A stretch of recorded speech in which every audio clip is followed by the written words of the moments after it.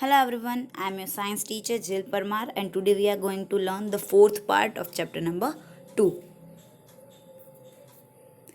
So in this part we will learn about the separating techniques कि भाई कौन कौन सी separating techniques की help से हम mixture और components को अलग कर सकते हैं. So the component of a heterogeneous mixture can be separated by a simple method like hand picking, sieving and filtration की. अगर नॉर्मल मेथड्स की बात कर लो तो हैंड पिकिंग्स है, शिविंग है, फिल्ट्रेशन है, इन सब से सारी चीज़ें अलग हो सकती है. बट कभी कभी स्पेशल टेक्निक्स यूज़ होती है like evaporation, centrifugation, decantation, sublimation, centrifugation, chromatography and distil fractionization. तो ये सारी टेक्निक्स है जिनकी हेल्प से चीज़ें अलग कर सकते हो. So the first one is evaporation. So what is evaporation? So this method is used for separating a volatile component from a non-volatile component by heating the mixture. कि भाई इनमें क्या होता है, सॉल्वेंट और सॉल्यूट को हीट करके गर्म किया जाता है कि एक सब्सटेंस क्या होगा, वॉलेटाइल होगा. वॉलेटाइल इन द सेंस कि भाई उड़ जाता होगा. जैसे पेट्रोल और कैरोसिन है, उनको आप एटमॉस्फेयर में खुले रखोगे तो वो क्या हो जाते हैं, वेपराइज हो जाते हैं.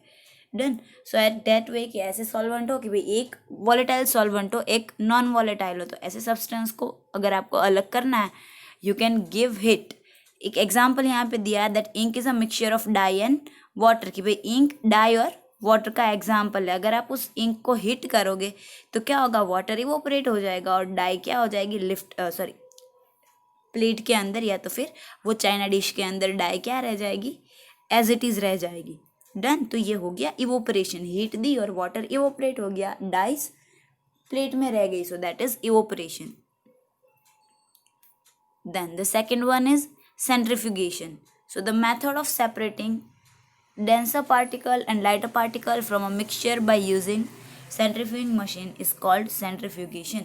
कि भाई बहुत सारे ऐसे सब्सटेंस होते हैं कि किसी की डेंसिटी ज़्यादा होती है, किसी की डेंसिटी कम होती है. तो ऐसे सब्सटेंस जो है डेंसिटी के अकॉर्डिंग उनको अलग करने के लिए एक मशीन यूज होता है and that is centrifugation. Here is an example that if we take some milk in a centrifuge machine and spin it repeatedly, the cream separate from the milk because cream is less denser than milk. कि अगर क्या करोगे आप कि दूध को centrifugation machine के अंदर रख के अगर उसको सेंट्रीफ्यूज करोगे, दैट मीन्स कि ये जो सेंट्रीफ्यूगेशन मशीन है वर्क कैसे करेगा कि ये जो आपको ट्यूब्स दिख रही है ना, उसके अंदर दूध को रख दिया और फिर जो हैंडल है ना उसको घुमाओगे तो वो ऊपर का स्पिनर क्या होगा, फटाफट रोटेट होगा.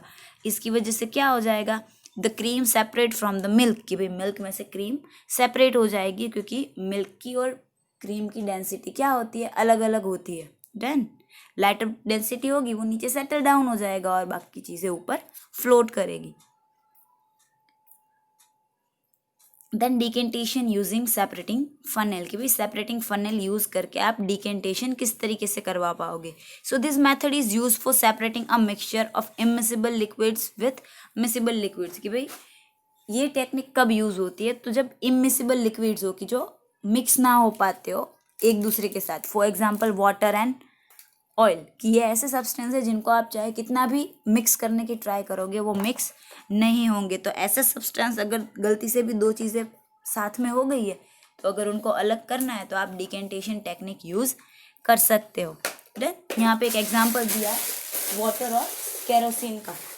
तो क्या होगा कि वाटर और केरोसिन का सॉल्यूशन अगर साथ हो गया है तो आप इस फनेल के अंदर उस दोनों मिक्सचर को डाल दो तो क्या हो जाएगा, केरोसिन ऊपर रह जाएगा और वाटर क्या रह जाएगा, नीचे रह जाएगा. फिर आप नॉब खोल के वाटर को अलग कर पाओगे.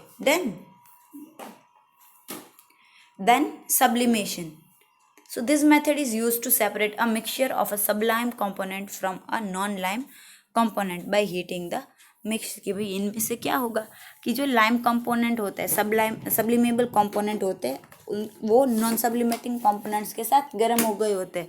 तो उनको क्या कर सकते हो आप, हीट करके दोनों सब्सटेंस को अलग कर सकते हो. Here is a example that if a mixture of ammonium chloride and a common salt is heated. कि भाई अमोनियम क्लोराइड भी वाइट कलर का होता है और जो सॉल्ट हम घर पे यूज़ करते हैं वो भी वाइट कलर का होता है. तो अगर गलती से वो दोनों चीज़ें मिक्सअप हो जाएगी तो आप उसको किस तरीके से अलग करोगे. तो आपको क्या करना है, एक चाइना डिश के अंदर, चाइना डिश मतलब एक बाउल जैसा ही होता है, तो चाइना डिश के अंदर आप अमोनिया और सॉल्ट का मिक्सचर ले लो और क्या करोगे, फिर उसको गर्म करो.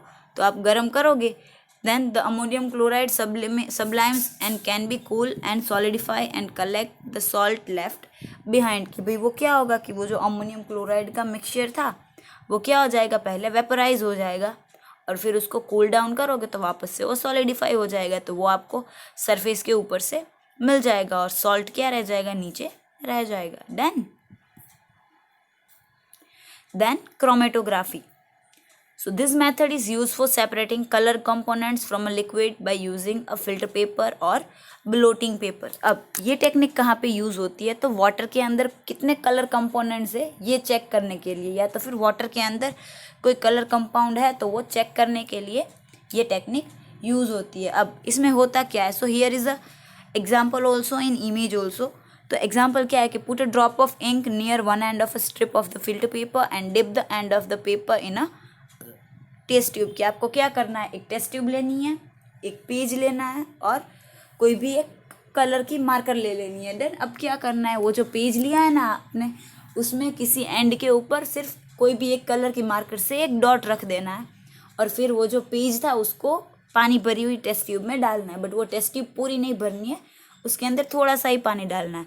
अब जैसे ही वो पेपर का एंड पानी को टच करेगा क्या होगा, फिर वो पानी क्या आता जाएगा, ऊपर आता जाएगा और वो जो इंक का पॉइंट था वहाँ तक टच करेगा तो फिर रहते रहते रहते रहते वो इंक क्या होती जाएगी, स्प्रेडन अप होती जाएगी और फिर आपको एक पूरा बैंड मिलेगा.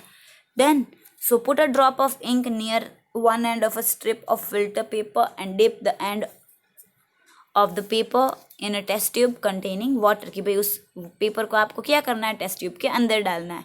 Ink is a mixture of 2 और मोर कलर कंपोनेंट. की ये जो ये एक कलर की इंक थी, आपने चाहे यहाँ पे ब्लू कलर की इंक ली है, but that blue colour ink is a mixture of different colours.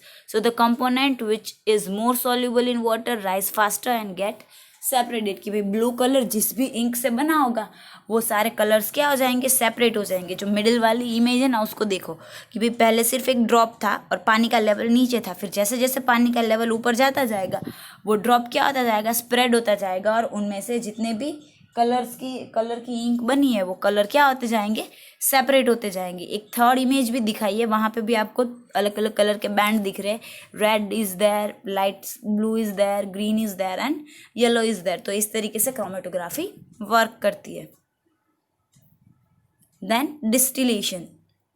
अब डिस्टिलेशन क्या होगा ये हमें पता ही है कि भाई वाटर को बॉयल करके हम जो प्योर करते हैं, that is a distillization. So this method is use for separating a mixture of miscible liquids by boiling the mixture and cooling and condensing the vapour. कि भाई जब दोनों लिक्विड्स मिसिबल लिक्विड्स हो तो मिसिबल लिक्विड्स को एक दूसरे से अलग करने के लिए डिस्टिलेशन की टेक्निक यूज होती है. Now distillation have so many types, so here we learn about the simple distillation.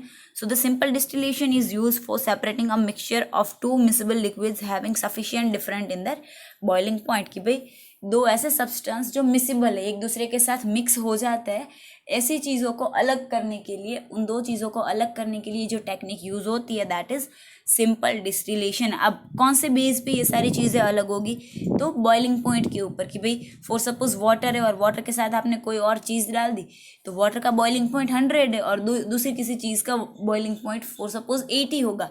तो अब ये कंपोनेंट के अंदर, मिक्सचर के अंदर जो फ्लास्क है उसके अंदर उन दोनों का मिक्सचर है, नीचे से आपने हीट दी तो पहले क्या होगा, धीरे धीरे टेम्परेचर इंक्रीज होगा और जैसे ही 80 डिग्री टेम्परेचर आएगा वो जो दूसरा वाला सब्सटेंस है वो क्या हो जाएगा, इवोपरेट होना स्टार्ट हो जाएगा.